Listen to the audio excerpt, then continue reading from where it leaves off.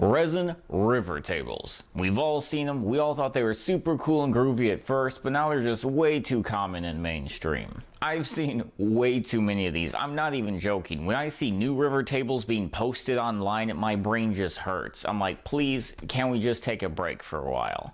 Don't get me wrong though, I love the idea, and like I said, the first few river tables I saw were beautiful, but when everybody's doing it, the beauty kind of loses its power. If everyone's beautiful, no one is. Except for me and my creeper mustache. So with all that being said, today I'm going to build my own resin river table, but wait, mine's special. Oh crap, you can see my trash can, can't you? I've been thinking about this design for a while. I think it's new and creative. I haven't quite seen anything like it before. I think it breathes a little bit of fresh air into the river table genre, but I guess you'll be the judge of that.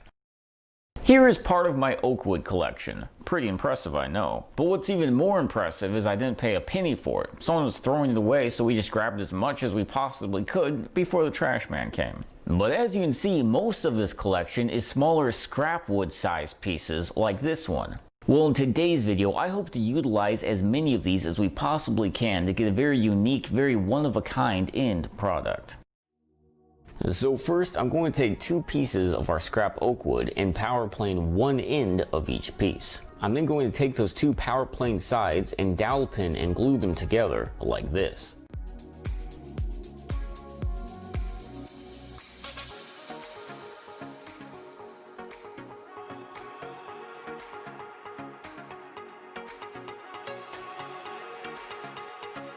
I'll then go ahead and repeat that process again for another couple times.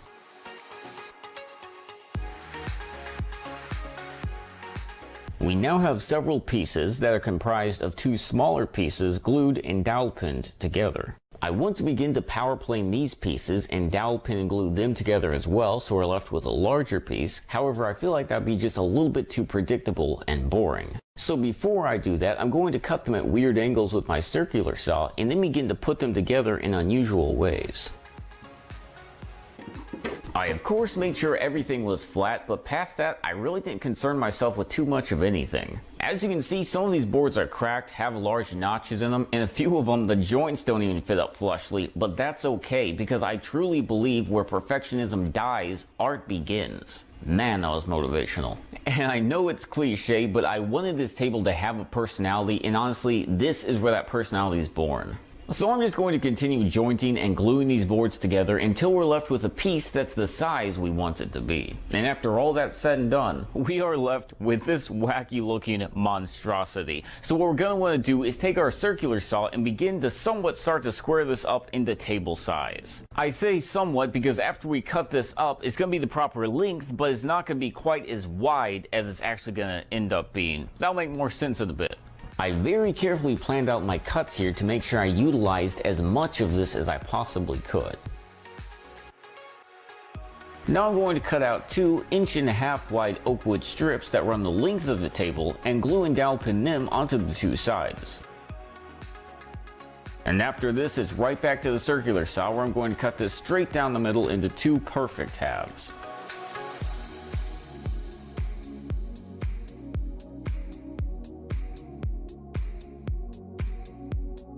We're then going to take those 2 pieces we just cut, and on the inside edges we're going to drill several 1/2 inch holes that are 5 inches deep and also 5 inches apart. Since my table is going to end up being just a little bit short of 50 inches long, that means I'm going to need to drill 9 holes. Well, 18 because of 2 pieces, but yeah. And after that, I'm going to go ahead and round the inside edges on my router, because why not?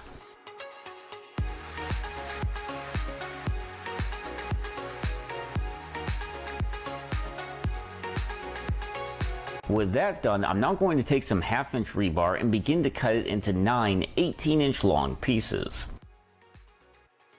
I'll then insert those pieces into the holes we just drilled, connecting the 2 halves of our table back together. Bet you didn't see that coming. You were probably like, wow, 9 holes, 9 rebar pieces, what a quinky dink. But nope, they were all meant for each other. Ha, joke's on you.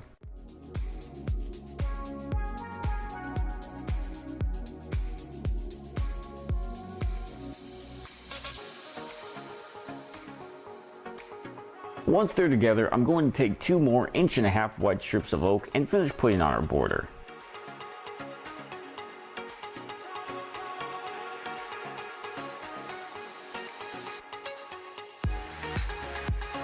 Now this next step is half art, half structural integrity. To be honest, if we didn't do this, we would have been okay, but it wouldn't have been as cool. I'm going to go all the way around the perimeter of this table, drilling 3-inch deep, 3/8 holes 4 inches apart. A lot of numbers there, hope you're prepared. And the only section I didn't drill is the rebar section on the short sides because of course, the holes would just went straight through. I'm then, as I'm sure you predicted, going to mallet and glue dowel pins into all of those holes. I did this for primarily 2 reasons. Number 1, it of course adds another layer of security. After all that, nothing is going anywhere. But secondly, once everything's said and done, this is going to look super cool from the sides. And so once we've given the glue a chance to set, I'm going to come back with a circular saw and begin to clean up all of our edges, turning our 1.5 inch border into a 1.25 inch border. And then it's just a matter of sanding it down smooth.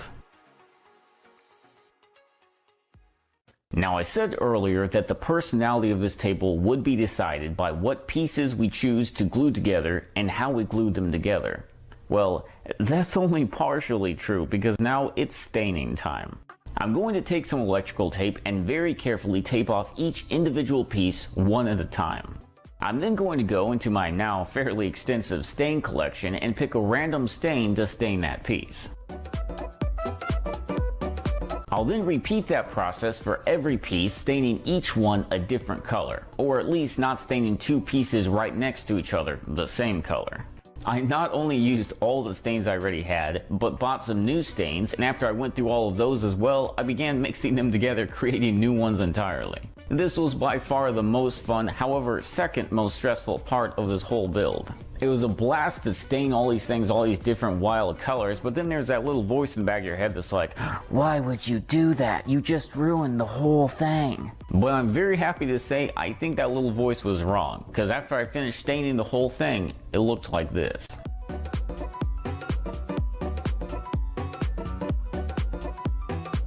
And so with the tabletop now built and stained, it's time to pour the resin. Which, in case you're wondering, yes, this was the most stressful part of the whole build. Here is the mold I assembled for the tabletop out of MDF. It's a 1/2 inch bigger than the tabletop in every direction. All the joints are sealed inside and out with caulking, and a layer of Tyvek tape covers the inside surface of everything. So after thoroughly dusting off the tabletop, I'm going to place it into the mold, very meticulously making sure it's perfectly centered. I'm then going to send 4 screws up from the bottom of the mold, locking the piece in place.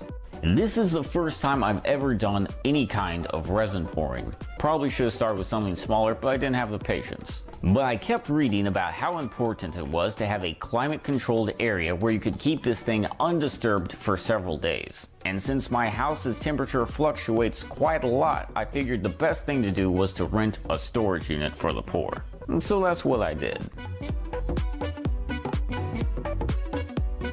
And after laying down some plastic sheeting on the floor, like I was Dexter getting ready to murder someone, and spending about 10 minutes making sure everything was perfectly level, it was time to begin mixing.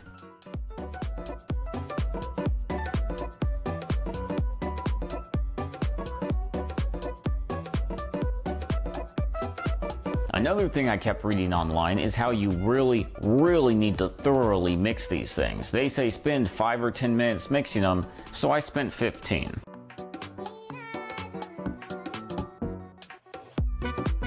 Please excuse my shoes, I think I had just taken off my suit.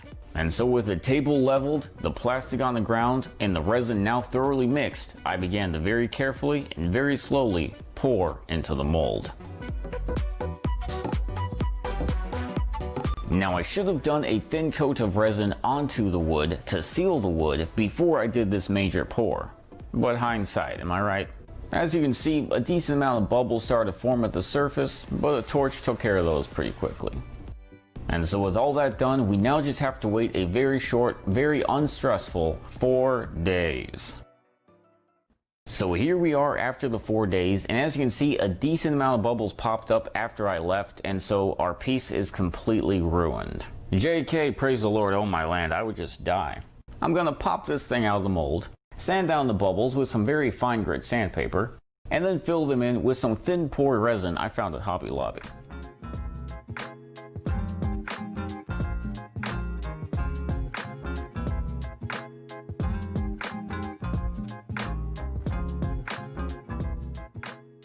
And look at that, hallelujah, Christmas is saved. Well, almost. I went on Amazon and I bought a variety pack of orbital sandpaper that goes up to like 2,000 grit. So to really make this tabletop look nice, I'm going to do a little bit of wet sanding, starting with about 200 grit sandpaper and working up to about 2,000.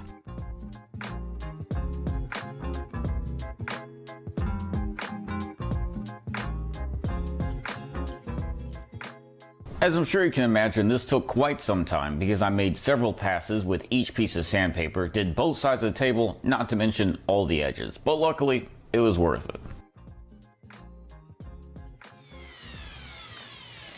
Once I was happy with how smooth it was, I got some turtle wax car polish and really just took my sweet time shining this thing up.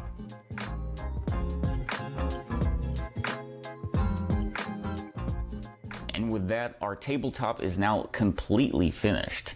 However, we now have to build the base of the table, which will actually turn this tabletop into a tabletop. We're going to build a relatively simple base for this table that still uses rebar to help tie the whole theme together. However, I'm not real sure how to verbally explain this. So instead, I'm just going to show you a few different diagrams and then you can just watch me build it.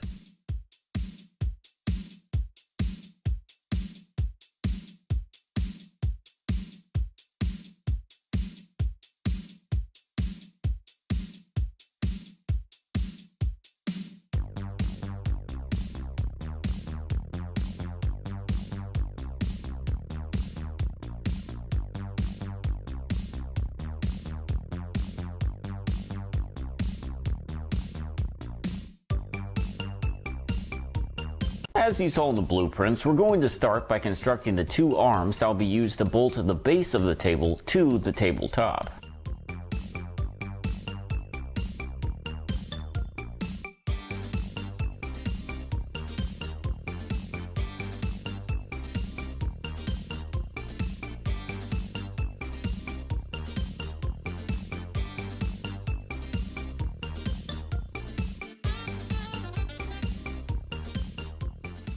Here I have a cut of a dowel rod that I very strategically placed a screw into. I'm going to take this little contraption and slide it into one of the holes in my dowel pin jig and then drop that dowel pin jig onto the arms we just finished. As a result, this then puts our 1/2-inch hole at a 20-degree inward angle, which is exactly what we need to drill out on both sides of the arm. I'm then going to cut out our 4 pieces of 1/2-inch rebar that will serve as the middleman between the top and bottom part of our base. Then we'll start building the bottom part of the base. We're going to need to drill a 1/2-inch hole into the bottom of the base to put our legs in, and since a 3/4 inch piece isn't wide enough for that, we're going to have to make it a little bit thicker.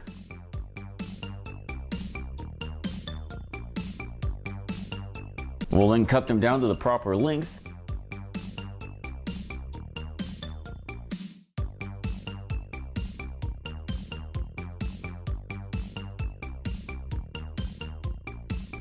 Cut them at a 20-degree angle so they match up with the rebar.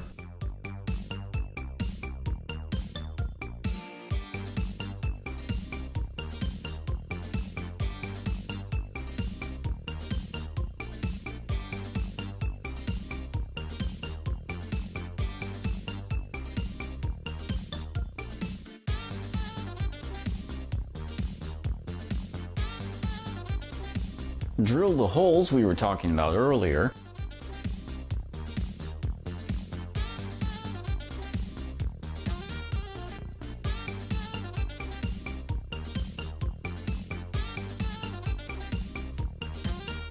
Then we can put all the pieces of the base together that we've built so far.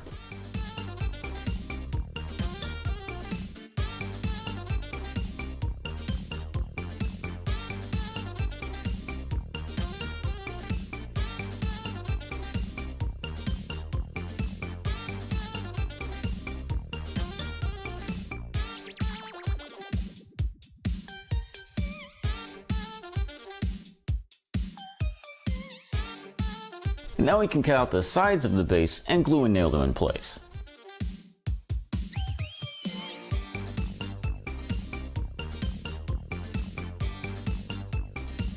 However, the nails are just meant to hold it together until the glue dries.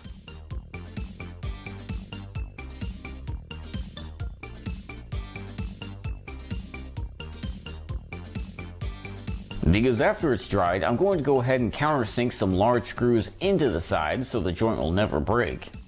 And then glue some dowel pins into those holes and cut off the dowel pins using a coping saw so you'll never even know the holes were there.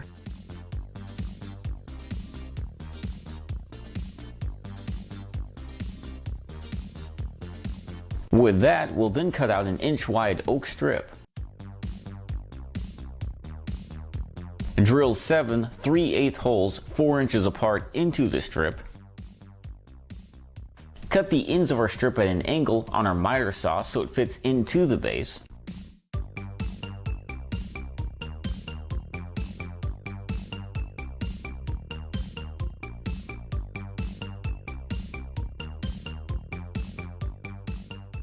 Then after cutting out 7 3/8 pieces of rebar that are 18 inches long, we can finish assembling the base.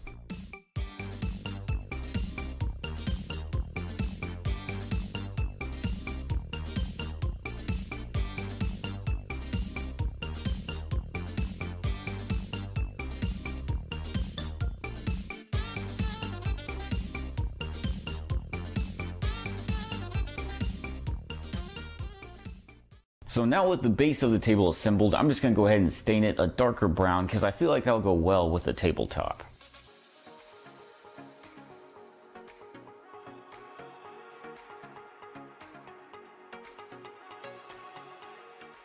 And once the stain has had a chance to dry, I'll just come back with my aerosol sealer and give everything a clear coat.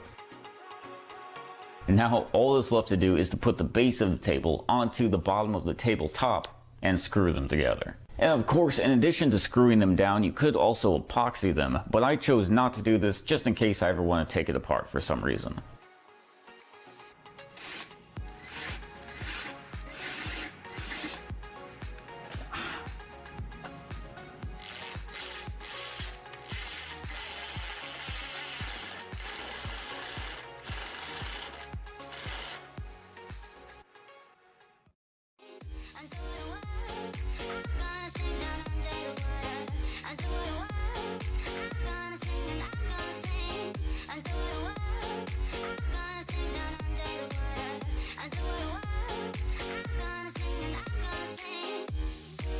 Now if we wanted to polish this to be crystal clear like glass, we could. However, I like it to be a little bit milky to give a little bit of privacy to the shelf beneath.